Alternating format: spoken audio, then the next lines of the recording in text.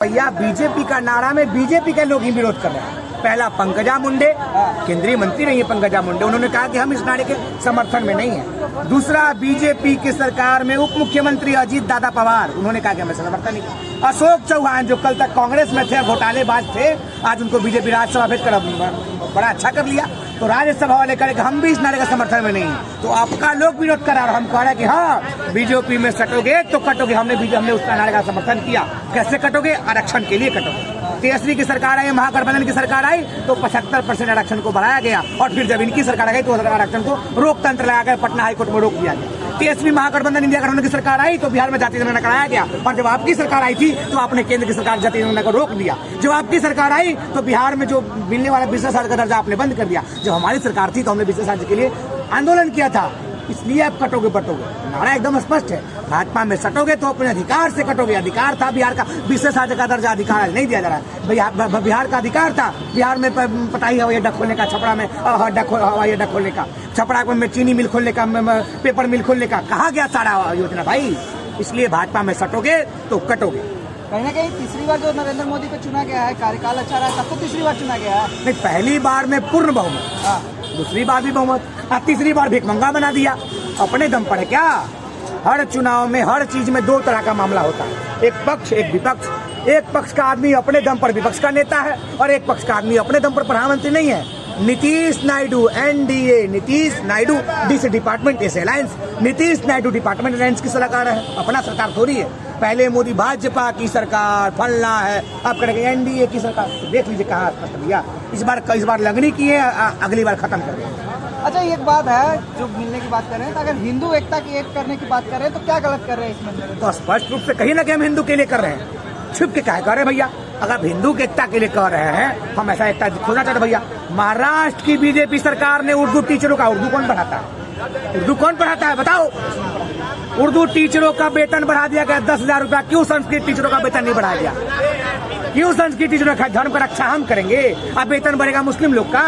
हमको उनके वैष्णव बदलने से आपत्ति नहीं है, उनका बढ़ाए तो हमारा भी बढ़ाइए।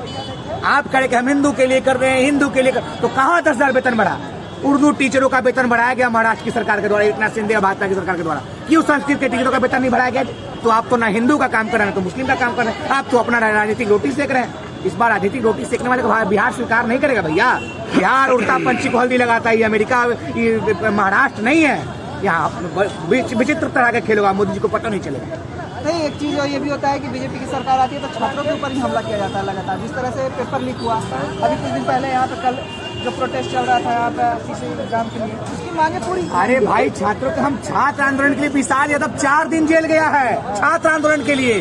माननीय प्रधानमंत्री जी कहते हैं हम छात्र के लिए। विशाल यादव 4 दिन फुलवाड़ी शरीफ का जेल में रहा छात्र आंदोलन के लिए। क्या आप छात्र के लिए भैया किए? अभी देखिए यहाँ पर इलाहाबाद में कर रहा है, लाखों छात्र सड़क पर है। भाजपा कहता है कि एक देश एक चुनाव, तो एक एग्जाम एक शिफ्ट में क्यों खत्म नहीं भैया? आप तो कहते हैं एक देश एक चुनाव, एक निशान, फलना है चिल्ला। जब सब कुछ एक है तो एक एग्जाम एक शिफ्ट में खत्म क्यों नहीं भैया? क्या दिक्कत है? एक एग्जाम एक शिफ्ट में खत्म होता? आपके मठाधीश जो आप पेपर लीक वाले, उस तक पेपर नहीं पहुंचेगा। भाजपा ही पेपर लीक का असली मास्टरमाइंड। आप देखिए नीट परीक्षा का एनडीए का लोग निकला।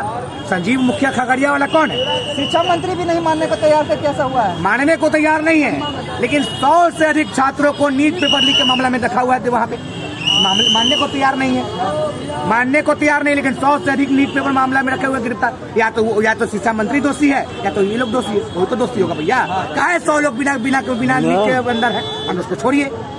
तो जिस तरह से ये अखिलेश कश्यप इस पे तंज कसे हैं, अखिलेश यादव जो तंज कसे हैं, बोले हैं कि विधानसभा 9 सीटों पे होना है, इसीलिए सभी मांग पूरी। अरे हम तो पहले ही कर ले कि एनडीए के लोग घबरा गए हैं यूपी से।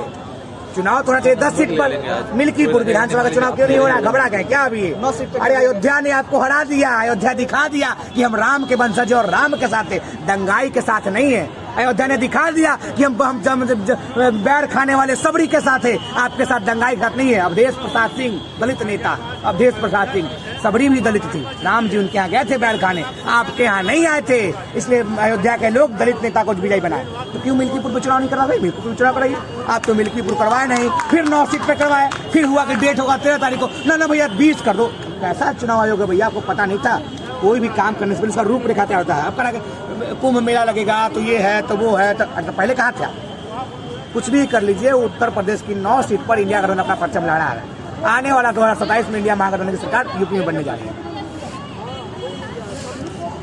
क्या मैडम?